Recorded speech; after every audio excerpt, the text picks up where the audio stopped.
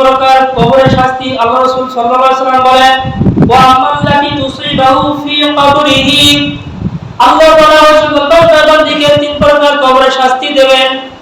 এক নম্বর হলো ফাকুলা ইয়াদিকু আলাইহিল কবর, তার কবরকে সম্পূর্ণ করে দেওয়া হবে।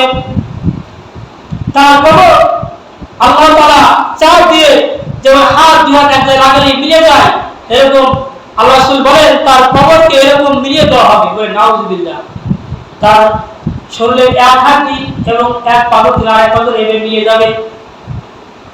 এরকম তাকে আল্লাহ রাসূল বলেন দিন এবং রাতে এবং সর্বসময় তাকে শাস্তি দিতে থাকবে। আবার পুনরায় তার ওই কি হবে, আবার কবর ফাঁক হয়ে যাবে, আবার শরীর ঠিক হয়ে যাবে, কিন্তু আবার তাকে ওই শাস্তি দেওয়া হবে। বলেন দুনিয়ায় যদি আঘাত লাগে, একটু চোট লাগে, রক্ত বের হলে যারা যন্ত্রণা করে, যদি আমার পা ভেঙে যায় কোন অ্যাক্সিডেন্টে, তখন যন্ত্রণা সহ্য করা যায় না।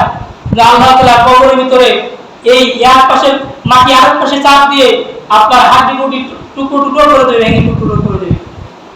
কত কঠিন শাস্তি! এজন্য নামাজ ছেড়ে দেওয়া যাবে না। দ্বিতীয় নম্বর হলো ইউকদাইল কবুনা, আল্লাহ রাসূল বলেন তার কবরের ভিতরে আগুন জ্বালিয়ে দেওয়া হবে। যদি আপনারা আমার কবরে আগুন জ্বালিয়ে দেয়, কেউ কি নিবারণ আছে বলেন? কারো ক্ষমতা আছে নিবারণ? দুনিয়ায় কারো ক্ষমতা নাই। ওই যে বালিস্টরে যে আল্লাহ বিমান দুর্ঘটনার কারণে মানুষ পুরো ছাই হয়ে গেছে, শুধু ওই বিমানের তাপের কারণে। কিন্তু আপনার আমার কবরে আমরা আগুন জ্বালাই দেয়, ওই বালিস্টর তো ফায়ার সার্ভিস এসে কিছু নিবাতে পারছে, কিন্তু ওখানে কে নিবাই বলেন?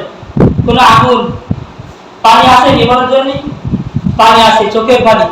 যদি আপনি একটু কাঁদতে পারেন, চোখের পানি বিলাতে পারেন, আল্লাহ তাআলা আপনার কবরের আগুনকে নিভাই দিবেন।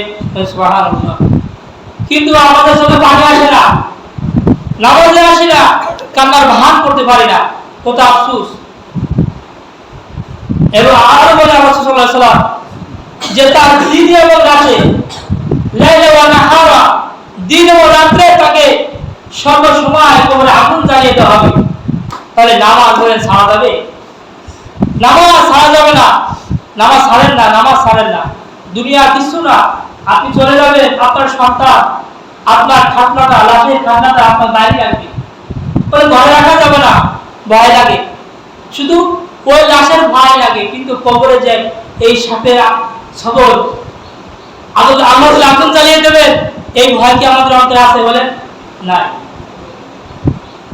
এবং তৃতীয় নম্বর আছে ইউসাল্লাতু আলাইহি ফি কবরিহি সুবহানা, আল্লাহ রাসূল সাল্লাল্লাহু আলাইহি ওয়াসাল্লাম বলেন তার কবরে একটি সাপ নিযুক্ত করা দেওয়া হবে। ওই সাপের চক্ষুগুলো আগুনের হবে এবং নখগুলো লোহার হবে।